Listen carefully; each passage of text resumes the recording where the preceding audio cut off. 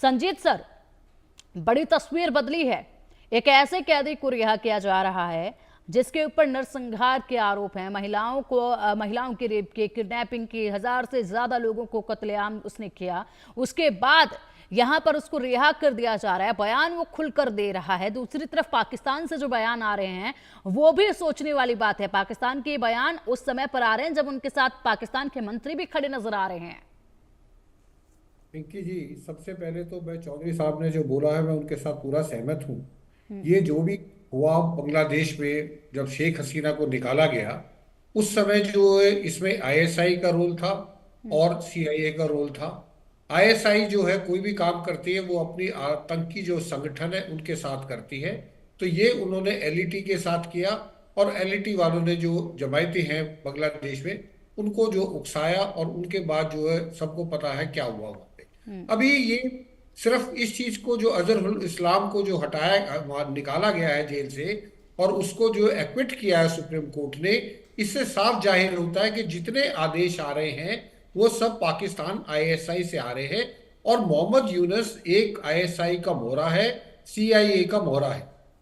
और मैं आपको ये बता रहा हूं, ये जो है इलेक्शंस के लिए जितनी देरी कर रहा है, इसमें मोहम्मद यूनुस का जो मेन मकसद है वो मेन मकसद है बांग्लादेश में इंस्टेबिलिटी लाना।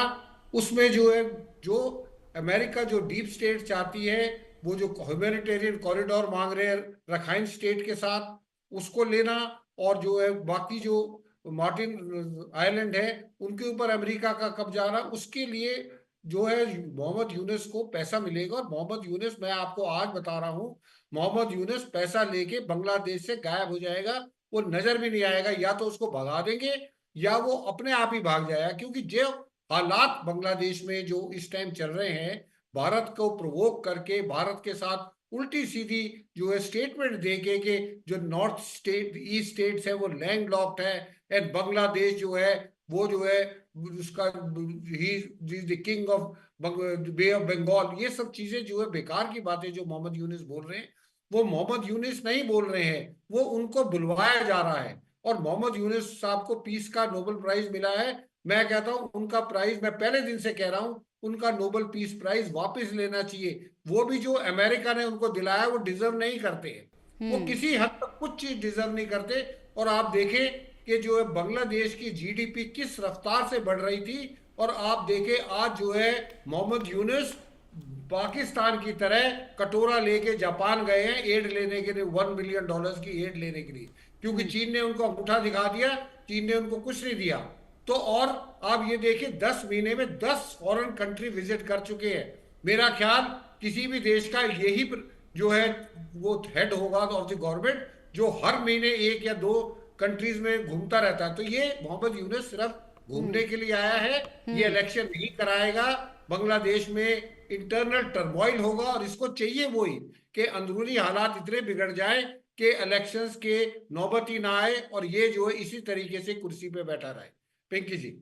बिल्कुल संजीत जी, आपने बिल्कुल सही कहा। और यहाँ पर अगर देखा जाए तो नोबेल पीस प्राइज का तो मजाक बनाकर रख दिया है जिस तरह से कदम उठाए जा रहे हैं। और बड़े अफसोस की बात है, मोहम्मद यूनुस को महज एक कठपुतली के तौर पर बिठाया गया है जो कि एक किरदार यहाँ पर निभा रहे हैं, और पीछे से आवाजें और जो बयान है वो कहीं और से आ रहे हैं, जिस तरीके से आपने भी बताया है। लेकिन फिलहाल बांग्लादेश की तस्वीरें काफी चिंताजनक हैं। अब ऐसे में एक और महत्वपूर्ण जानकारी है, बांग्लादेश के आर्थिक हालात बेहद खराब हो चुके हैं। कर्मचारियों को वेतन देने के लिए पैसे नहीं है, कई विभागों के कर्मचारी हड़ताल पर चले गए हैं। राजधानी ढाका में बेचैनी की स्थिति बरकरार है। अब देखिए, यहाँ पर इतने बड़े बड़े गुनहगारों को जिस तरीके से आजाद कर रहे हैं, पूरी तरीके से पाकिस्तान जो है वो फोकस कर रहा है बांग्लादेश पर, मोहम्मद यूनुस पाकिस्तान पर फोकस कर रहा है जिस मकसद के लिए भेजा गया था, और आवाम जो है वो पीड़ित हो रही है। पाकिस्तान जैसा बांग्लादेश का भी हाल होता नजर आ रहा है। हड़ताल और कामबंदी से आर्थिक हालात खराब हो रहे हैं, कर्मचारियों को वेतन देने के पैसे नहीं बचे हैं।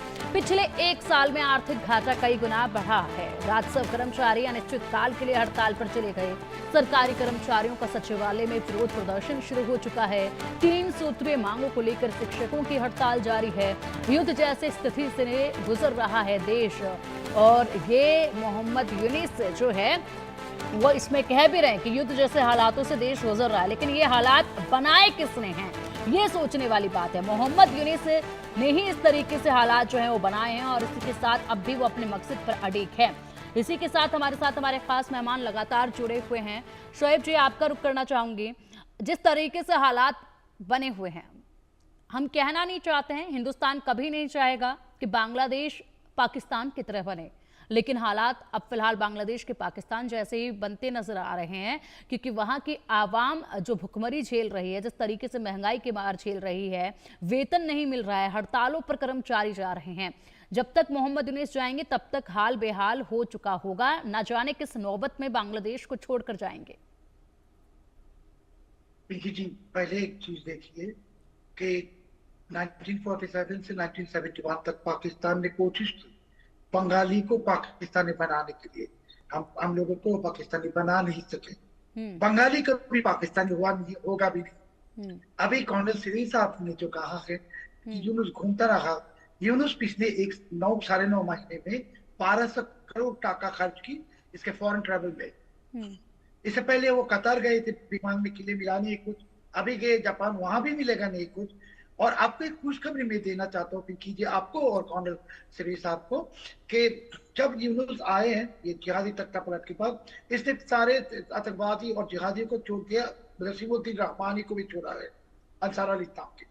और पिछले 3 दिन से पिंकी जी सारे बांग्लादेश में हमारे आर्मी चीफ जनरल वकरुज़्ज़मान साहब ने स्ट्रिक्टली इंस्ट्रक्शन दी थी और अभी ऑपरेशन चल रहा है सारे बांग्लादेश में।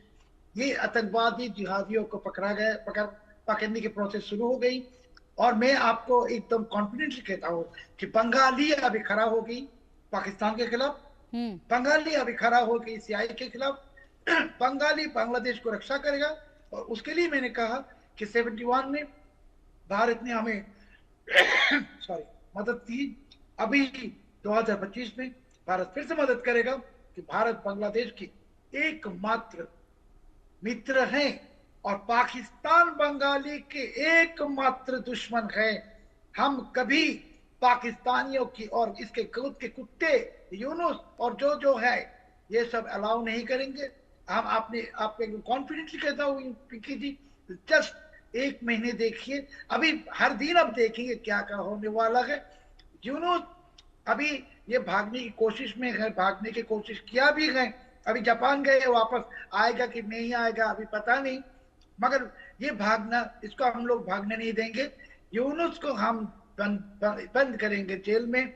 और इसके साथ ये जो जितने लोगों की तस्वीर अपनी दिखाई है जिहादी जंगी माफी के साथ शोएब सर, आप को रोकना चाहूंगे। जिस तरीके से आप कह रहे हैं कि यहाँ पर बांग्लादेश के आवाम ही एकजुट होकर अब लड़ाई ये लड़ेगी, बंगाली जो हैं वो इस लड़ाई को लड़ेंगे, लेकिन कब आखिरकार? क्योंकि हालात बद से बदतर हर दिन होते जा रहे हैं। संजीत सर, जो हालात इस वक्त देखे जा रहे हैं, आर्थिक तौर पर बांग्लादेश बेहद कमजोर हो चुका था। जो बांग्लादेश आजादी के बाद लगातार मेहनत करके एक के बाद एक नई ऊंचाइयों पर जा रहा था, अब उतना ही ज्यादा नीचे आ चुका है बांग्लादेश आर्थिक स्थिति में। अब ऐसे में इससे रिकवर होना तो बेहद ही लंबा समय लगेगा, बेहद मुश्किल भरा होगा। लेकिन जब तक मोहम्मद यूनुस है तब तक हालात कैसे बन जाएंगे बांग्लादेश के, और कब तक मोहम्मद यूनुस यहाँ से जाएंगे, कब ये तस्वीरें जो है आर्थिक तौर पर भी क्या इस वक्त नजर आ रही है आपको बांग्लादेश की? देखिए पिंकी जी, बहुत अफसोस की बात है कि बांग्लादेश 1 साल पहले जो है एक हाईएस्ट ग्रोइंग इकॉनमी था, उनकी इकॉनमी बहुत अच्छा कर रही थी, वहाँ के लोग भी खुश थे, बेरोजगारी भी कम हो गई थी, स्टैंडर्ड ऑफ लिविंग भी बढ़ गया था। लेकिन ये शेख हसीना को हटा के और मोहम्मद यूनुस को बिठा के, चलो मोहम्मद यूनुस को, शेख हसीना को हटाया, उनकी कोई प्रॉब्लम होगी, मैं उस पर पॉलिटिकल एंगल पे नहीं जाऊंगा, लेकिन मोहम्मद यूनुस को वहां पे बिठाया गया एज ए चीफ एडवाइजर।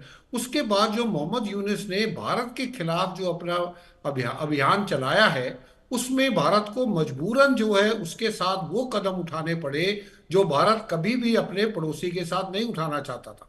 और भारत और बांग्लादेश का तो एक, बांग्लादेश जब पैदा हुआ था, वो पैदा होने में मोहम्मद यूनुस चाहे कुछ भी बोले, चाहे आप 71 वॉर की जितनी आपकी फोटो हैं, जो आपके स्टैच्यूज हैं, उनको सबको तोड़ दे, मुजीबर रहमान की स्टैच्यू को तोड़ दे, और जो भी 71 से ताल्लुक है उनको हटा दे, लेकिन आप हिस्ट्री को नहीं बदल सकते हो।